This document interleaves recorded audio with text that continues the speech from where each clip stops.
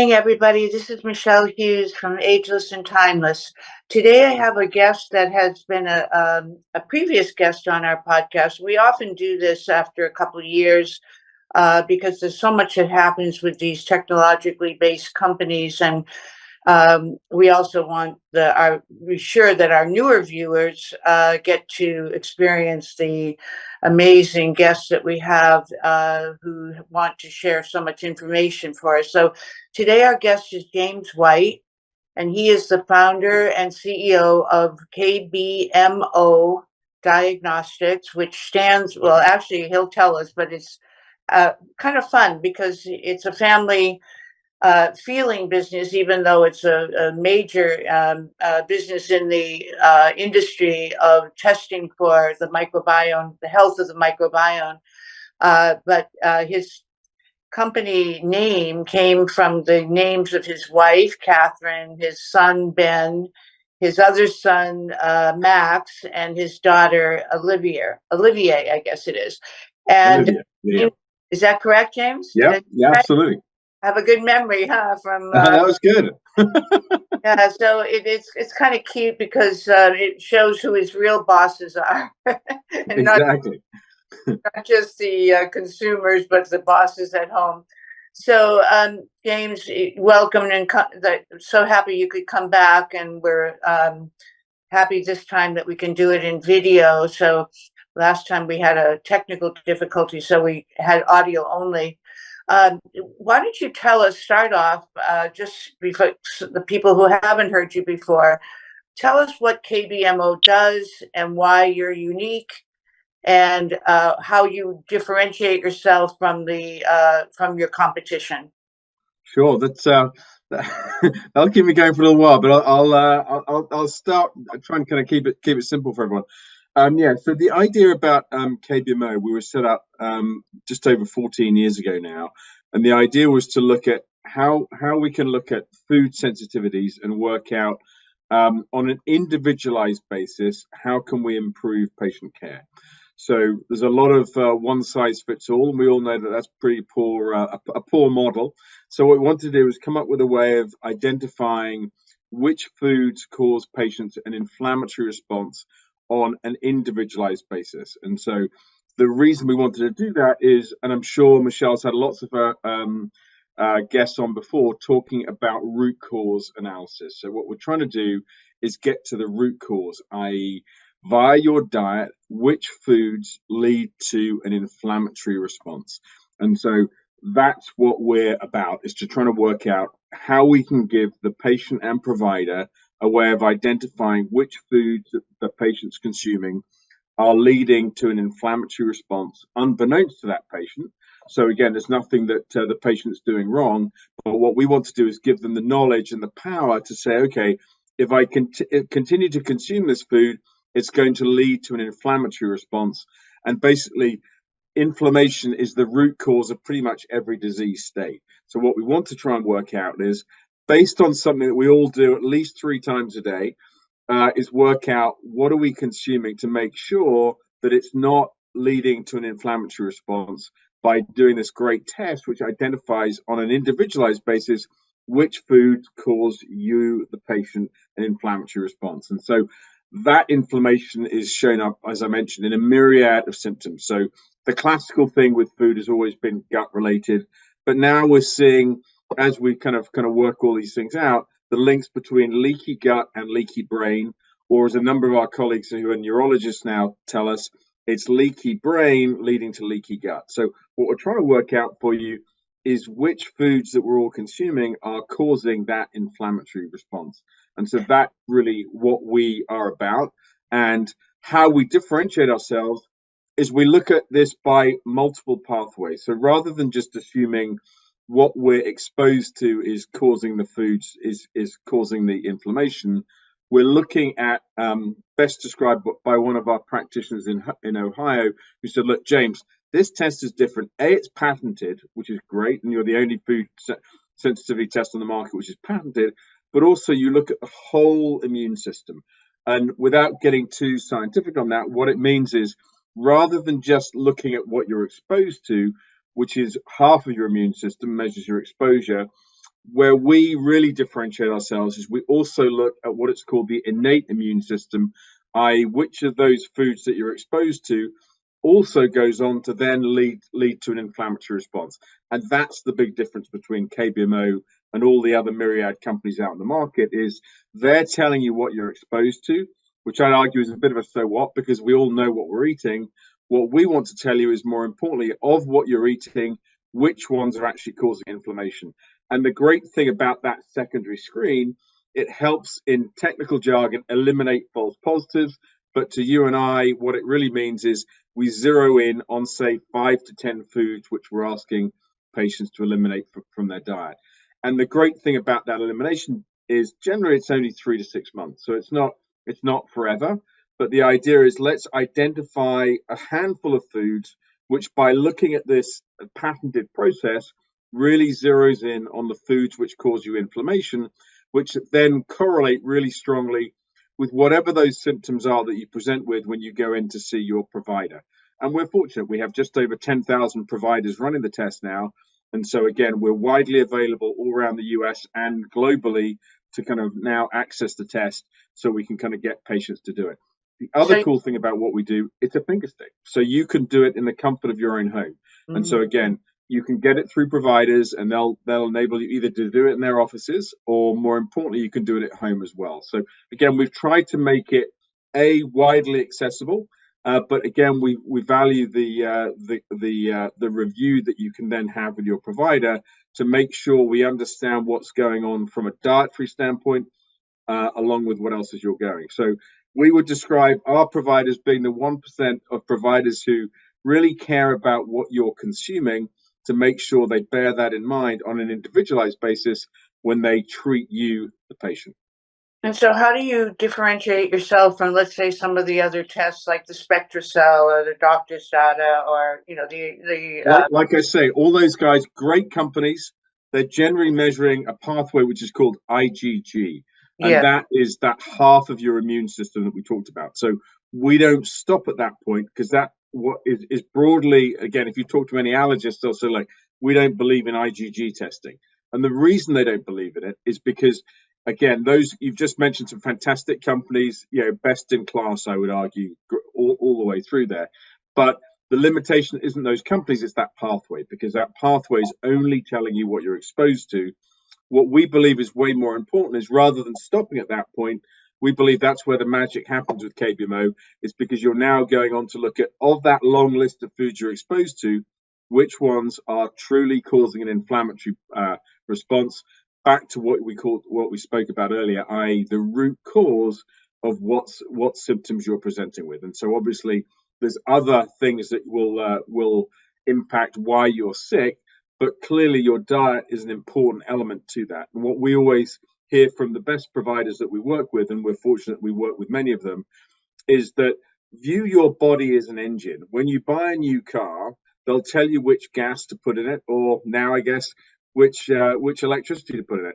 But the idea is what they're trying to work out is for a car the specific oils and things that you should use to optimize that engine's performance.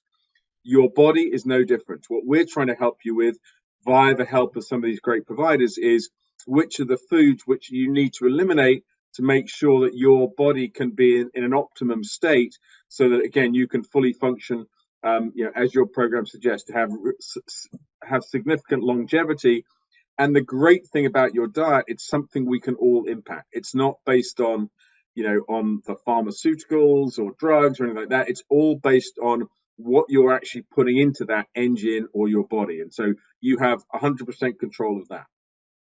So you are laser focused on food, which we all know food is our medicine. However, there are other environmental and well, I guess environmental would be the easiest one, the EMFs and the toxins and the pesticides and all the other. How do you, how do you put it all together in a formula that obviously affects inflammation and affects illness, but with food being your baseline and KBMO being the source to determining what those foods are. But how do you factor in these other influencers on our total wellness.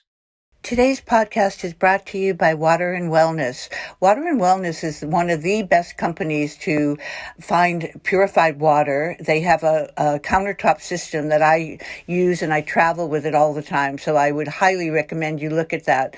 If you use the Ageless code, you'll get a 10% discount.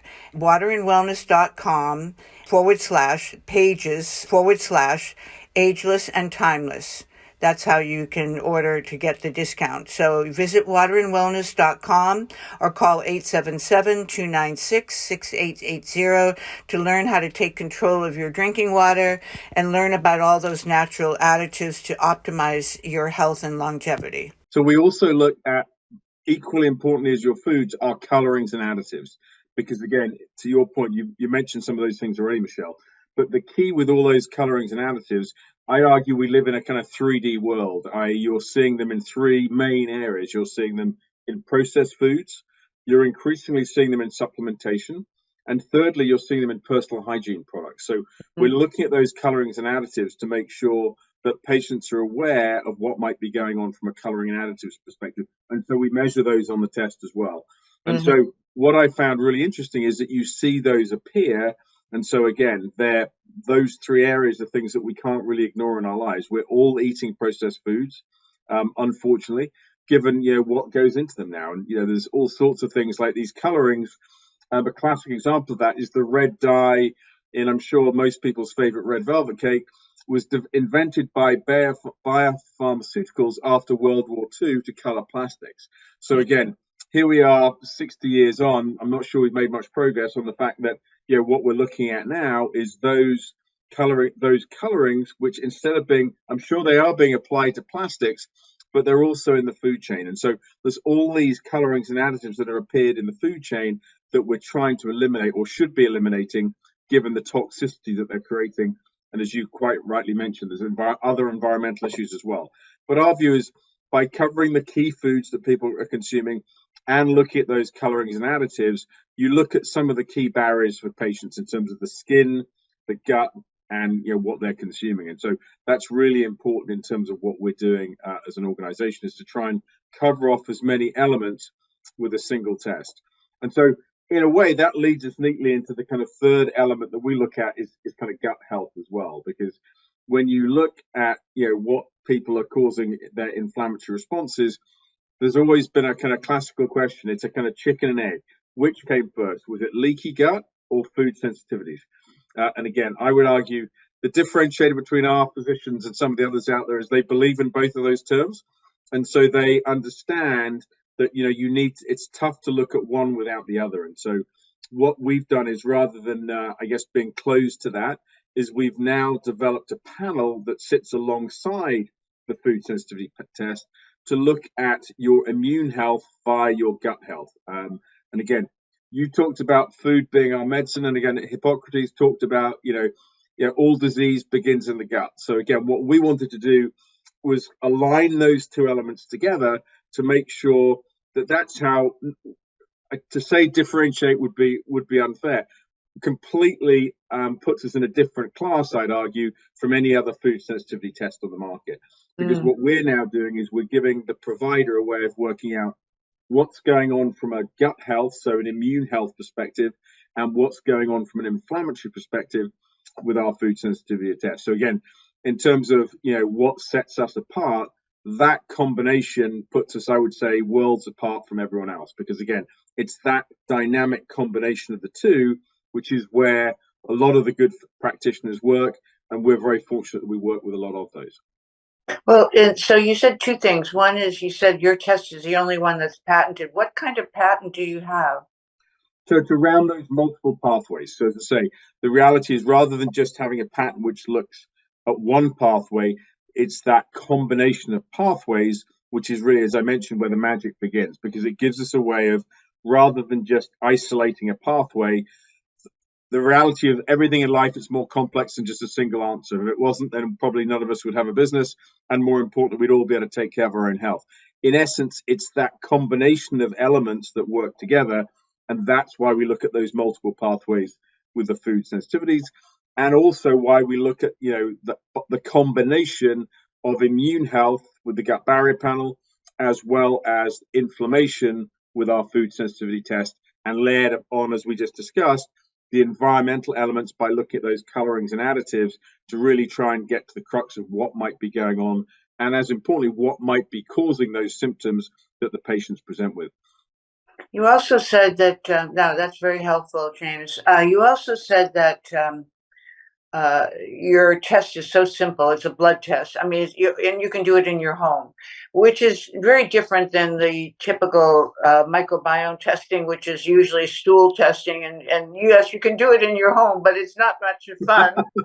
Exactly. So, what is it that makes your blood test as or more efficacious than the typical stool test? Sure. So we do. I'll talk a little bit about the gut barrier panel. So there's 4 key markers on there, and there's a couple of pathways that we measure. And so the 4 markers are Candida, zonulin, occludin, and LPS. And I'll go into a little bit of Right. detail on each one of them without kind of trying to hopefully. That I'm glad you, yeah, I'm glad you Yeah, mentioned it because I want you to define each one for exactly. I maybe will. I will. show a picture of the test if you have one handy Yeah. that show Let the me see if I can bring that up as well, so yeah, we can show yeah, everyone what we're what talking it looks about when like. we talk But about those markers. the So test, like I did in at the A4M a couple of years ago, what does it look like, and what can are you? those terms? I just need you to let me screen share, That's Michelle. fine. That's fine. Can you Yeah, do that? And I'll bring that panel up. And to your point, hopefully that'll make it a bit clearer to people in terms of I, what we're talking about go here. back to the stool test because I think people really want to know how can I avoid that Yeah, stool test. I know. It's so easy. It's just pricking my finger and getting Yeah, a thanks to say. blood. I don't know if Jamie, our editor in chief, can help us get into that. But it says host disabled participant screen sharing. So maybe there's a button at the bottom of your screen there, Michelle. Okay, Jamie, if you can. Oh, he says, can you see what he's saying? Can you email a picture? Yeah, let me see if I can find it. I'm not sure I've got a picture of it here. Here you go. We'll go live. I will take a picture of it now, and then we'll send it. So that'll be. Uh, I think that's described as multimedia, isn't it? So we'll I get. say Hang on, that we'll get that so everyone. And I think it's definitely worth showing because again, I think it will show people exactly what we're talking about, which I think is helpful. exactly. So let me But just send that to Jamie, so he's got that. Um, so what was that email again, Jamie? Here we go. Let's bring that up. To T Suite. Here we go. I won't repeat it, but here we go. And we'll get this out to you. But I think it's really helpful to show people, the different pathways that we're looking at, but more importantly, I think the 4 different elements that we've included, which I think will be really, make it a most lot more sense than we've got now. So here we go. most people. I mean, most people know. You say Candida. We Americans, I think, say Candida. But anyway, whichever way, Candida or Candida, most people know what that is. I don't think a lot of people know what zonulin, occludin, and LPS are. Yeah, And so those markers are really important to understanding the results of your test. So that's why I wanted people to have a visual if it can work. If not, we'll just yeah. talk about it. But Yeah, no problem. I think that's a great idea. So hopefully, Jamie will have that and he'll bring that up on screen. But yeah, to your point, the other nice thing about what we're doing there is we're looking at a couple of pathways. So we're looking at the IgG and the complement, which obviously we do with our foods, which we were just discussing earlier. But we've also added a thing called IgA 1 and 2, because IgA is a secretory marker, I which generally indicates it's found localized in the gut. So we want to look at those 4 markers from is it in the gut or has it become more systemic? And if it's become more systemic, generally what you'll see is the IgG and the C3D elevated. So again, that's why we want to look at those multiple pathways to see is it early stage? So that helps the provider work out what they need to do. If it's early stage or is it later stage, i.e. more systemic and been going around for a longer time period. So hopefully, I haven't seen Jamie respond to see whether he's got that yet. not yet. But It's got to go all the way from Boston to California on the super highway. So right, hopefully there's no right. accidents on the super highway today. Let me see if he's got it. Jamie, are you okay about getting a visual up for us? Just waiting for the email. Oh, so the email hasn't gone through. Wow. Anyway, so you've got, as I said, we've got these two pathways, and we'll talk about those four markers. So we use Candida as indicative of there may well be some early stage dysbiosis going on, so things beginning to occur that we'd want to avoid. And then to your point, Michelle, we talk about those two markers, zonulin and occludin, and they're talking about those tight junctions that exist between your gut and your blood system. So you want to make sure that they're opening and closing appropriately. And so zonulin is a great indicator of how well those are functioning. And so we were very fortunate to work with what I describe as the dream team of Dr. Alessio Fasano, who discovered zonulin and its links with celiac disease, and then also our very own Dr. Brent Dorval, who invented the KBMO fit test. And his not insignificant claim to fame was he invented the first rapid HIV test as well. So again, a brilliant, brilliant man. Both of those are brilliant, brilliant scientists. And again, what we wanted to use is their combined know-how to develop this zonulin test, and that's what they did for us. And so it's a unique recombinant zonulin antibody that we've developed, which enables us to measure that zonulin, which tells you how well those tight junctions are functioning. And then we also developed with our team was the occludin marker, which tells you structurally they're still together or they're beginning to come apart. So it's almost level 1 Candida, level 2 zonulin, level 3 occludin. And so the neat thing about that zonulin marker, not wanting to keep circling back to stool, but again, important to kind of highlight that zonulin was developed or discovered by Dr. Alessio Fasano. And when I asked him, should that be a stool or a blood test, he told me, he said, James, all my seminal research was done on the zonulin in blood. So on the basis it was good enough for him and his papers that have been published in the Lancet and other major journals, we wanted to kind of mirror his work. And that's really what we see now in terms of the prevalence in terms of the patient population that we measure is very similar to the data he had published in the Lancet back in early 2000. So we feel very, very good about the quality of that marker. And again, that's a unique marker to KBMO. So we have the only patented food sensitivity test, and we have this unique zonulin that is not available to anyone else in the marketplace. And again, because it's so good, that avoids people having to do the stool test, or at least understanding by doing this panel that we talk about, do they have to go and do the stool test or not? Because if a lot of the markers are elevated, then you may feel like that you could be reflexed onto a stool test at that point. And what about LPS? I was just coming to that now. So LPS is short for a thing called lipopolysaccharides, which again is one of these markers that we talked about: leaky gut, leaky brain. Lots of links between brain health and gut health linked with lipopolysaccharides. It's also another indicator of the innate immune system. And so we mentioned the innate immune system with the C3D marker. That's the second pathway that we measure. And so again, we're strongly identifying on that side of the fence as well. So not just exposure. And it's been nicknamed by a good friend of ours, the company's Dr. Rob Silverman, as El Diablo.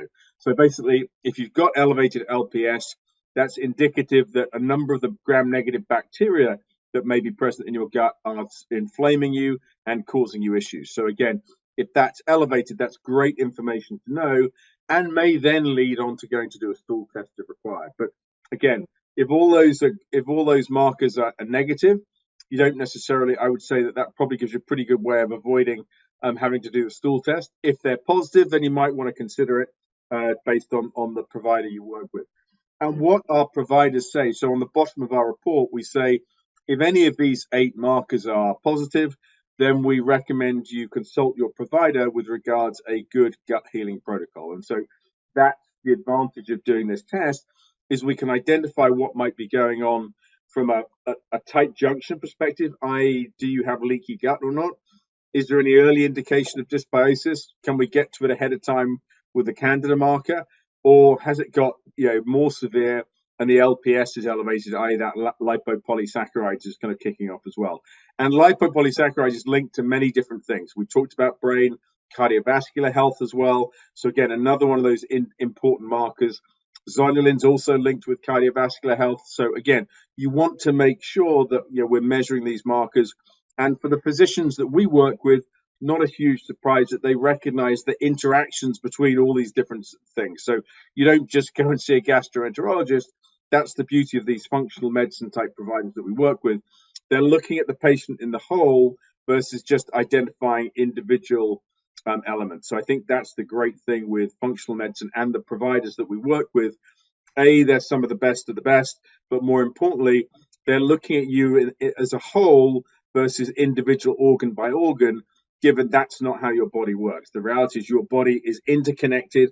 All these things are working together. So the idea is great to work with providers who understand that versus are limited to maybe just one area of your body, given the interactions and the fact that all these markers are linked through the research with having an impact in a number of different concepts and areas as well.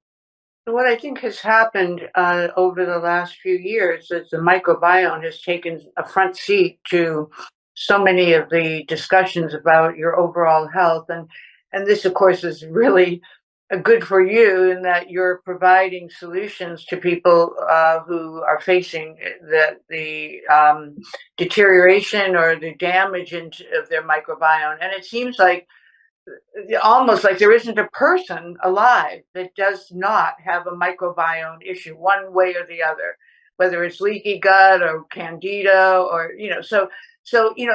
we could go into all the reasons why. I think everybody knows it's a society has gone awry with respect to choices, and there's just too many bad choices and too many people that are susceptible to, whether they don't have the proper information or they just don't care, but they make the choices that are damaging to them.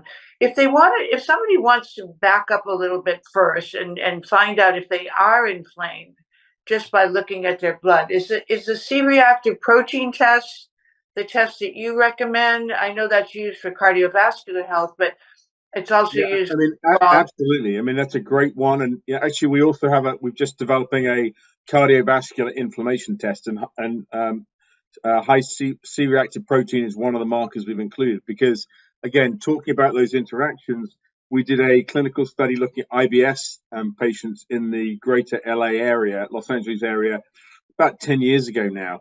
And we measured high sensitive CRP as well as triglycerides and homocysteine levels.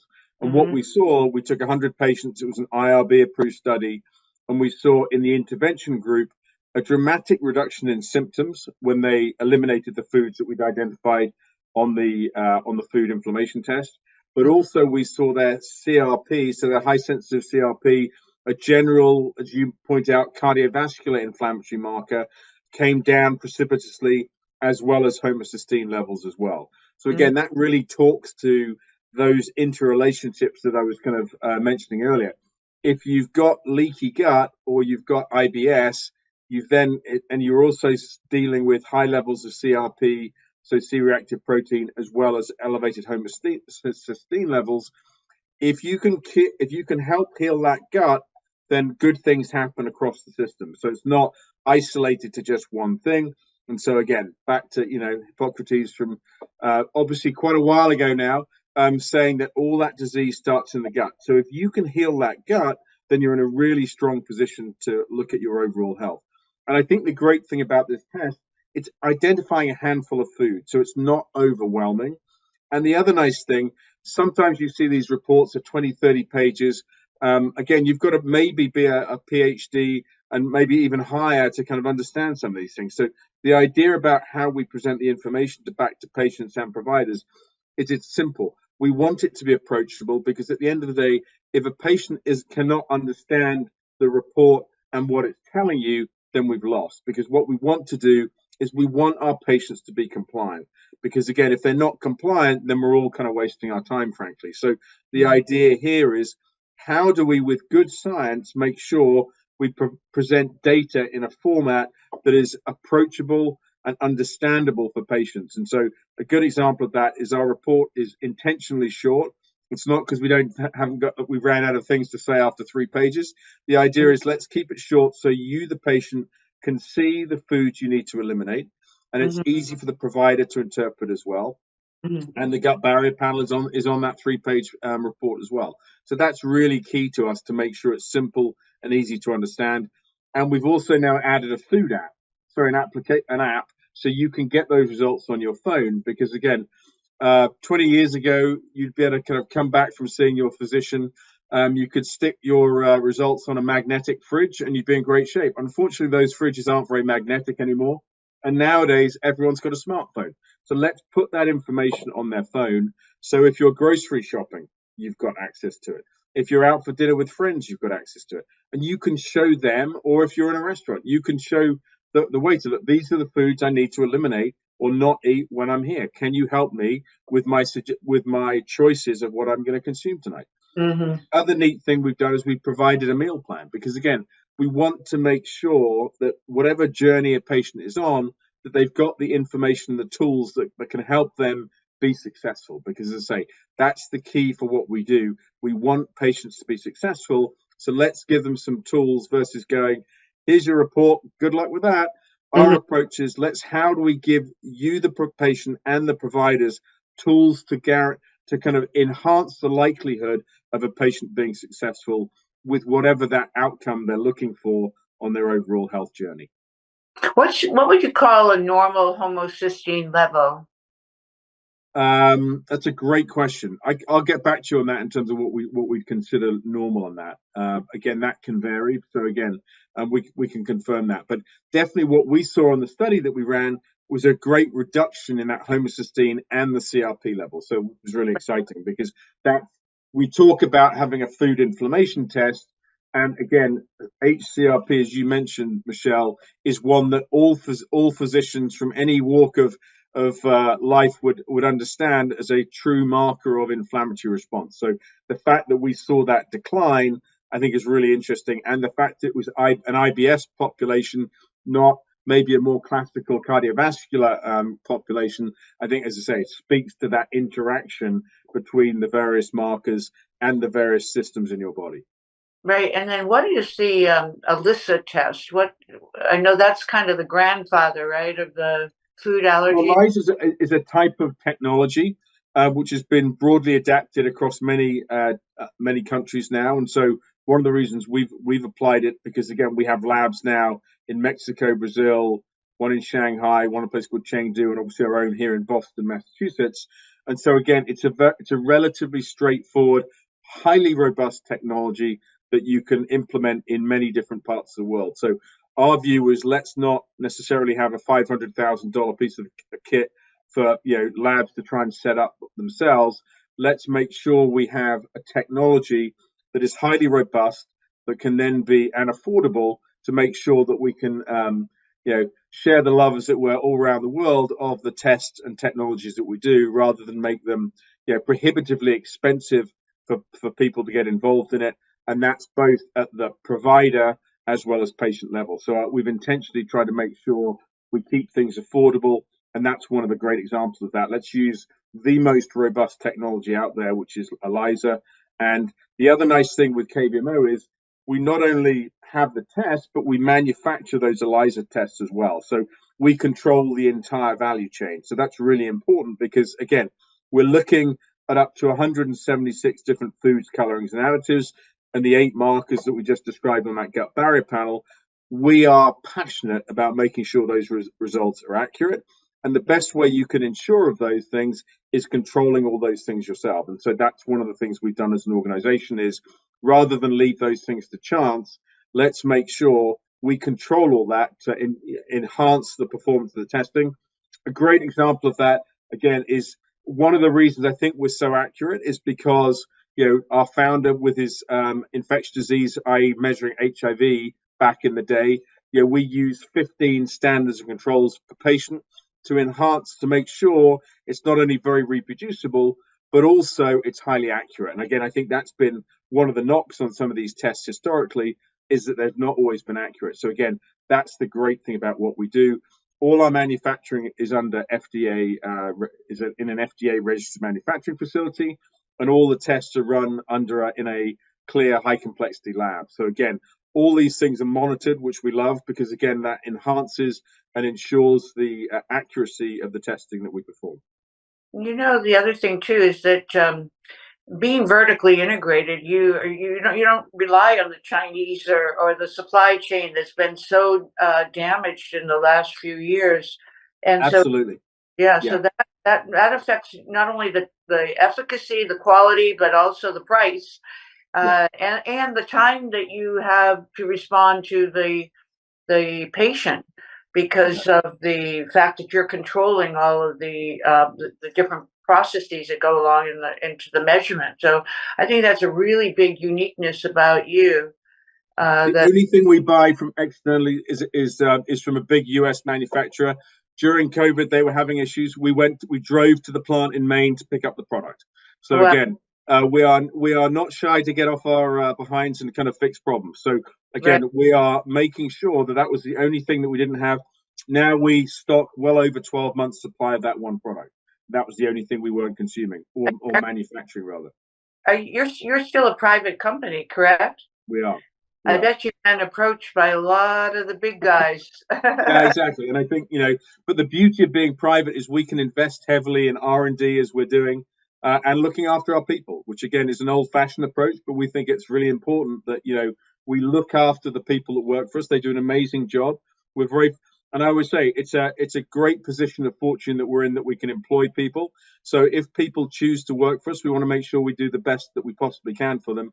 I'd argue that's not something, if you work for a financially backed organization, that they would say the same thing. So again, the fact that we're family run and owned is very, very important to me, because again, it means we can be Johnny on the spot. We can do whatever we need to support our providers in terms of getting them test results or whatever other questions they may have. And that is, we're very passionate about that. We don't look at, well, is that going to be cost effective to pick up the phone and speak to Michele on a Sunday?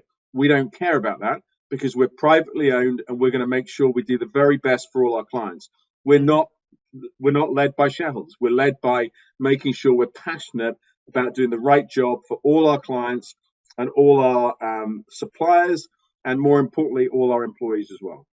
Well, I am a little remiss in not doing what I normally do at the beginning of every podcast, probably because you were on my podcast previously, and that is asking you about your journey to where you are today. So let me just give a quick thumbnail so I don't interrupt our flow here, because we're really into the weeds of the product. But the reason I'm interrupting right now is because James, well, first, everybody can tell I think everybody can tell where you come from, and that, of course, is our wonderful ally across the pond, Great Britain. And although we were having a conversation at RADFest this weekend, I was there for the health convention, and one of the topics was, because there were some British people there, is how do you tell the difference between Great Britain, South Africa, Australia, and what was the other one? There's one Probably more. New Zealand. New Zealand, of course. Yeah. And so, people were saying that it's real. And then I asked them, can they tell? The one guy was from near London. I said, can you tell the different dialects when you come to the US? So anyway, so it is kind of difficult for us. For me, I oftentimes confuse someone from Australia, although they are far more nasal than the Great Britain, but South Africa, I do have some difficulty differentiating. But anyway, not to get into that subject, it's kind of humorous. But you obviously have been here for many, many years, and came here having been with big corporations, and came here with a big corporation, and then, as often happens with entrepreneurs who have their training with the big companies and then morph into the entrepreneurial world. But in between there, you were with venture capital companies, and so the fact that you didn't turn to venture capital for KBMO, I think, is a much more compelling point here, given that you had all the contacts and could have gone that way. But of course, when you're going that way with the investor philosophy of the venture capital world, you do potentially you lose a lot of control. And Definitely. And I think the other point is they all have funds, and they have to kind of, they're master to, other financial institutions. And so correct, that timing may not necessarily work with what makes sense for us as an organization. And so my view, having seen that happen, much better to take control of your own destiny and do it the right way. And that gives us an ability to have a much longer term view and enable us to be vertically integrated, because we're going to look, we own this business already for over 10 years, which would be heresy in the venture capital world. correct, Whereas we're just starting after 10 years. I always joke we're an overnight success after 10 years. So it's right, one of those things where, if you can take a long term view, generally the outcomes will be much more beneficial versus kind of, constantly being in a flip mode, which I think a lot of these financial places are. They try and quickly bolt things together so they right, can get to whatever scale really means, so they can right, flog the thing on. Our view right. is build it the right way organically and make sure as we add stuff, it'll be as we are, world class. And so again, they don't have that luxury because they're always in a hurry, rush to nowhere. Our Right. view is make sure you take your time, you do it right, and if you do that, then you'll have long-term success. And we're very fortunate that's where we're at. Well, that actually brings up a very good point, and I'm getting a little bit off the track, but it's important that we cover this. Where are you going? Where do you think? What is your exit strategy? Where do you think you will be in the next 10 years? So I think our view is, as I mentioned, we've got the best food sensitivity test in the world, and that's a great place to be. But we've also got over 10,000 providers. So our view is, can we add more world class tests? World class being the emphasis versus just we're going to add stuff. And I think that's our focus, is to say, how do we add the best of the best? So a good example of that would be zonulin.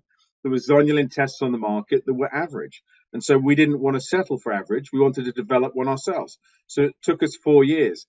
If I was in a public company, I'd probably been fired for that. But in the kind of, I think, the much better private world that I operate in, we took our time and created the best of the best. And so sometimes, a Gantt chart isn't always right. And so you want to make sure you've got the longevity to make sure you come up with the right products. And that's what we've done. And so, we've got the best gut barrier panel. In fact, the only gut barrier panel in the world with the unique zonulin test. So again, that's another way of separating us from the competition. And again, I think what we've done with our cardiovascular information test, same thing. It's another world-class test that we've added, and we're now looking at adding more tests, and we'll watch this space to continually making sure that we keep supporting our clients in the best way we can, and Mhm. our patients and our employees and our suppliers. So I think our view is, if you look after those stakeholders who we consider very important, then good things happen. And so we're very fortunate. We have a lot of great physicians who work with us and providers, and so we're constantly working with them to find out what are the next things that they would like to add. And so certainly that's how we created the gut barrier panel, was feedback from those individuals. When we went from our Fit 132, which is 132 foods, colorings, and additives, to our Fit 176, we worked with just over 300 providers there to kind of find out from them what it was that they want, versus saying, well, we're brilliant scientists, we'll tell you what you want. That's not our approach. We're very fortunate we have some great clients, and so we want to listen to them to understand what they want, and then do it in the right way, which isn't necessarily a quarterly financial model. It may take longer, and we're happy with that, because what we want to do is come up with the best of the best, not a cheap, fast one because I've got to, shut my venture capital fund in 3 years or 3 months, or whatever it is. So our Right. view is we want to do the best by our clients, best by our employees, best by the patient, and best by our suppliers. And you mentioned the food allergens, but you didn't mention the cosmetics, which I think is another point on the three-legged stool of food and additives and then personal Those hygiene. coloring, for sure. Yeah. So those colorings now, as you see them in terms of, we've seen number of those markers in terms of that come up in those, to your point, those cosmetics. And so again, thinking of skin as another barrier, if anything's going on, we see amazing results where patients have different psoriasis, other skin related issues. The reality with a lot of those, it's your body's natural response of an inflammatory response, and that's why you see those things. And so again, if you can look at someone's diet to work out what might be causing that, then that's where I think you get these really incredible results that we see and hear on a constant basis from our providers that patients feel great because we've identified some of these issues. Things like migraines, another one. That's another inflammatory response. We see great outcomes with patients who have migraines. So again, think of all these things which are leading from inflammation. Think of bone inflammation, arthritis. All these things are linked to inflammation. We're in the process of doing an autism study at the moment with Purdue University. So we're very fortunate. We're at the stage where, again, we're not looking to flip this business. We're looking to expand it and look at ways of we can work with more people, doing more, clinical research to expand our capabilities and the types of providers we work with. With the brain health stuff, we're seeing, again, we've been approached by a number of neurologists now who see the links between leaky gut and leaky brain. And so that's another whole area that, again, we're very dominant in because, again, we have that gut barrier panel that they'd probably like us to, rename brain barrier panel, but that's fine. So, those tight junctions, guess what? They're not just in the gut. They're in the brain and they're in other major organs. So I think, we feel very fortunate that we've invested and taken the time to develop the best of the best tests, which then have application in a number of these areas. And I think that's the great thing with our company is we've got these opportunities and just making sure we do them steadily and slowly and make sure we do it the right way on the basis of longevity and doing it the right way versus looking for a kind of an exit as such. And do you screen the providers? That 10,000 of them, that's a lot of providers, and you're going to only grow from here. So how do you know that you're getting the best of the best when when a provider approaches you? Well, we're very fortunate now. A lot of them are coming to us in terms of they're being referred by their colleagues, and so that's always a very nice thing for us in terms of we're at that stage of rather than pushing the kind of snowball up the hill. It feels like it's coming down the other side where we get those referrals, and there's frankly there's no better indication of the job you're doing. When one of your clients is referring you on to one of their colleagues as well, and so that's where we see a lot of the business. And then we are very fortunate to partner with some great conferences, things like Institute of Functional Medicine, my all-time favorite A4M. Again, the anti-aging guys have done an amazing job, I think, of cornering that market from an education and conference perspective. And so we've been very fortunate that in many regards, those are screened for us in terms of the types of providers who are looking to go the extra mile and attend these types of meetings where they're looking at, recognizing that the kind of current system is kind of broken. How can they enhance medical care? How can they go the extra yard for their patient? And I think those types of organizations that we work with in terms of the conferences we attend give us this great entree and access to some of these, world-class type providers. And of course, I'm a member of A4M, and I think they're the granddaddy of the functional medicine conferences. Although I would say, having just come back from RadFest, which was one that I had never really attended or thought of attending until the co-founder was on my podcast and encouraged me. So I would tell you that was actually a very interesting conference. It's much smaller. And focus, more their kind of niche is immortality or living longer, better. But of course, that's what all of us want, is why we're involved in all these functional medicine conferences. But this one was the exhibitors. I think you would have liked it because they get a chance to talk more directly to the doctors and the consumers that are visiting, because it's a much smaller exhibitor hall than the 1,000 or so that you get at A4M. So you do get a lot more attention. And James Stroll is the person that was on my podcast. He, has been brilliant about bringing in some of the very, very top speakers. They would probably love to have you as a speaker. Yeah. And if you're ever interested, I'd be happy to connect Yeah, you. that was wonderful. I mean, it's always trying to get the message out to kind of Yeah. interesting groups. So Well, that 10 of at least 10 of my podcast guests were there as speakers. So wow. that's a good validation for us, but it's also that they know how to search out some of the very best the way we do. And I think it would be, and actually, I don't think there was anyone doing microbiome like, Krishnan, he's Yeah. been a guest.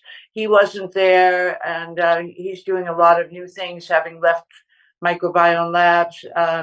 as the founder. So, but people like that, we're visibly, conspicuously missing. Yeah. So I think maybe there would be some reason. Yeah, I'll no, make that sounds an interesting one for sure. And we're always looking for kind of new avenues, as we continue to grow. But as I say, right. those conferences and those referrals seem to be, it's a constant source for us at the moment, which is fantastic. And as I say, we're continually looking to grow and come on great podcasts like this one. It's Well, all thank you. about getting the message out to those interested consumers and providers, who are looking at making that next leap into functional medicine and longevity. Well, and the other thing, I think people need to know what are the most common food allergies, and let's also. I know in our last podcast we did differentiate, and you defined, but let's do it again just in case people didn't see that. The differences of food allergies, or just let's say allergies and intolerances and sensitivity. So those three, I guess, would be the three-legged stool of what Exactly. folks So we let me define. take them on severity, probably. So allergy it's an immunological response, and the pathway is a thing called IgE, which Right, most people have heard of. right, And generally, with an IgE allergy response, it's instant. So again, it kind of happens immediately.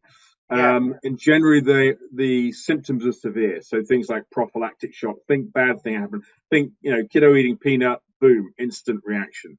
And so generally with an allergy, it's pretty obvious what you might have just consumed has kind of led to that, that cause and effect type thing. So it's kind of instant. With where were we? With the intolerance, what I would say there, it's an inability to process something. So if you think like a lactose intolerance, it's an inability to process, and that's what you're looking at when you talk about an intolerance. When you look at a sensitivity, which is what we're measuring, it's like an allergy. It's both still an immunological reaction, but the big difference is the timing, because what you're seeing is it can be delayed up to 72 hours. So it makes it much harder for a patient to work out what they might have consumed in that 72-hour period is leading to the symptoms they're presenting with. And those symptoms can be many and varied. And we talked about brain health, gut health, skin related issues, migraines, kind of, all these different symptoms, which again, we like to think of the root cause of all those being inflammation.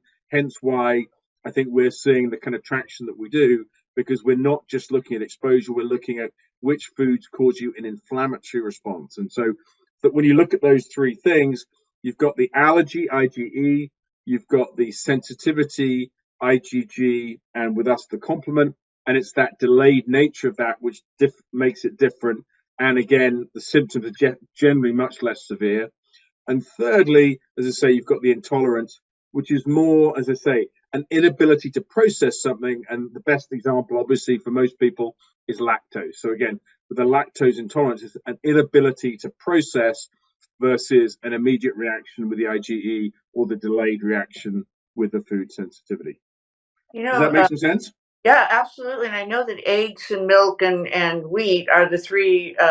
Yeah, in fact, yeah, we're always, that's one of the things we're looking to develop is, can you develop a rapid test to look at the big three of That eggs, milk, and wheat? And so it's again, that's exactly one of the things we're looking at. yeah, exactly what I was going to ask you. So you were great minds think alike.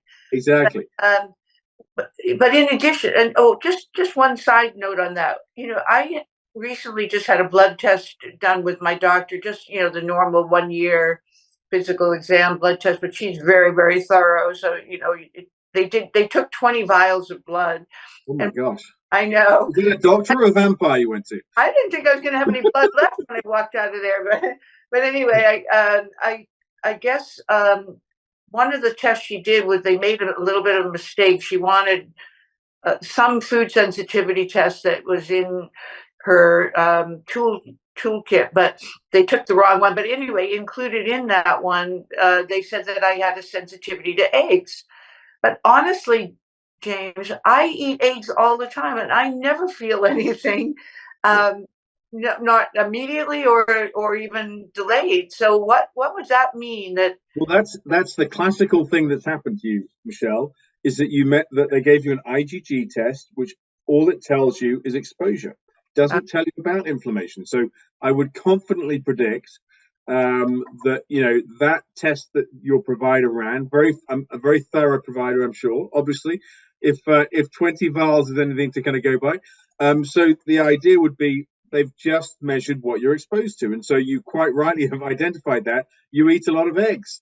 Eggs came mm-hmm. up, and so again, that is the I would argue limitation of the IgG only test, because it's only telling you what you're exposed to.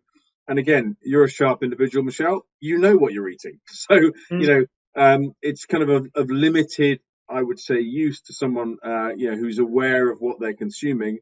And even if you're not fully aware of what you're consuming, that's not very helpful in terms of from a clinical perspective, because you want to know what's the root cause. What is it you're consuming? Is anything you're consuming leading to the symptoms that you present with when you go either for your annual check, or you're looking for a major reset, whatever that might be, in terms of the health journey that we're all on.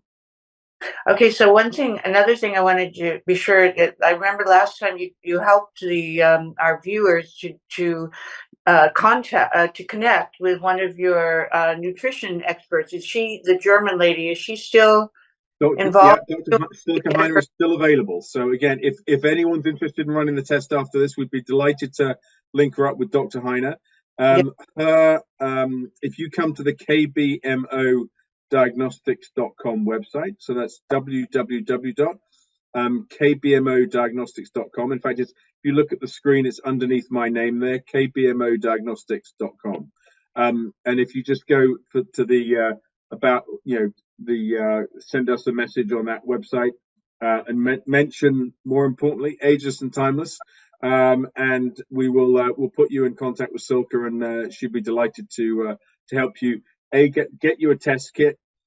As we mentioned, it can be done at home. So, and then more importantly, she's an amazing provider to kind of then go through, review those results with you. So again, that would be a very good thing for any one of us to do, is not only take the test, but more importantly, have the great honor of working with Silke, who's an amazing European nutritionist and has many years of education, and as well as running the fit test as well. And then so people can come to you, our viewers can come directly to you, even if they're not coming through a provider. They can do that if they go to her. Exactly. She is the provider, but she's within your company. Exactly. Okay. So we can then make sure we can make that happen. And last time I think you offered, and I don't want to put you on the spot, but since I feel like you are going to put me on the spot, but anyway. I think you're very kind and generous, and that's why I think I can do that. But I think last time you said if they come through the Ageless code, that they would get a Ageless discount. So is that still available, or should we? Well, let me check that with Silke before I say it, and then go, oh my gosh. Okay. Definitely, potentially. So okay. Potentially there is a discount available if you mention Ageless and Timeless. And what I'll do is I'll reach out to Silke and make sure that we can include that. Okay, and so just so people are not disappointed if it isn't available, the test costs how much for a person? Again, we'll make sure that Silke kind of provides it. To be honest, I'm not entirely sure what her current pricing is, because again, we don't deal with the kind of end user price. We only deal with the wholesale price to the providers. Right, to the providers. Got it. Okay, understood. All right. Well, as always, I'm sad when we come to the end of our discussion, and that we couldn't get your test that's up on the screen. So if people want to look at the test, can they go on your website and see the sample? They can. So again, if you go up onto the website, you'll see it under the gut barrier panel. You'll see the panel that we were talking about. Hopefully, it'll be up afterwards. So again, if there's a follow on to this, and hopefully we can have that picture. If not, I can definitely send you one, and then that'll be give you access to kind of seeing the test as well. So it's been about a year since I did your night. Last time at the A4M, I only did the gut barrier. I didn't do the. 2 years ago, we did the whole thing. Is it possible? I mean, is that about the right time every year to do the gut barrier? Every year, I mean, people do it, but again, if you're not feeling any symptoms or if those symptoms have cleared up, then that's a great thing. But yeah, I think the gut barrier is a great one to run because again, you can see what might be going on. Yeah. In terms of from an immune health standpoint. And again, it's only taken a pandemic for us all to recognize immune health is kind of important. So, but that's a good thing. And so we can look at that and kind of give you a good indication of what might be going on. Yeah, I like to do the food sensitivities because I think that is the root cause of a lot of what people have then as a result the gut barrier panel. So like you've just described today, I mean, food is oftentimes the root cause of why you are having issues. So I think doing the whole, I'm just recommending this to our viewers. I think to do the whole thing, the comprehensive test, and then can they get a list of providers from your website to look? Yeah, they could. Well, if they come into our website, then I'll make sure our sales team are then kind of fanning them out to make sure that they've got providers. But as I say, given again post pandemic that we're all more familiar with kind of doing these things over Zoom, definitely Stilk is a great kind of place to start. Or if they want to kind of visit someone, they can do that as well. Perfect. Okay, James. Well, the time is gone, and they're flagging me to get off. So I always try to keep it within their time frame because I respect them. So I'm really sorry that it ends, but I think we've covered so much ground today. And even though you've come on for a second time, there was a lot of new things that you shared with us today. So I feel like even if people did see the first one, they've learned a lot from the second one. And of course, nothing ever is static in this world. So, well, thank you so much for being with us. Well, thank you, Michelle, and everyone who listens to Ageless and Timeless. I think it's an amazing podcast, and again, we're very fortunate that we're a repeat offender, and we're back on. As a return favor to you for saying such a wonderful thing about us, I'm going to tell you that the other conference I went to was Fab Mancini. It's a small boutique conference that you would absolutely love, and they had some incredible speakers there. Very much like you. So I've got two jobs to do for you. One is to introduce you to Fab, and the other one to introduce you Rad. His name is Fab. You have to get the fit at Rad. Was it Rad and Fab? Yeah, Rad Fest and Fab Mancini. So and this time was in LA, but they changed the location for the Fab Mancini one. So you will hear from me soon, but I'm going to make my overtures to them for you. Fantastic. All right, well, much appreciated. Thank you again, Michelle. Much appreciated. Weekend. Thanks everyone for listening. Much appreciated. All right. Bye-bye. Cheers.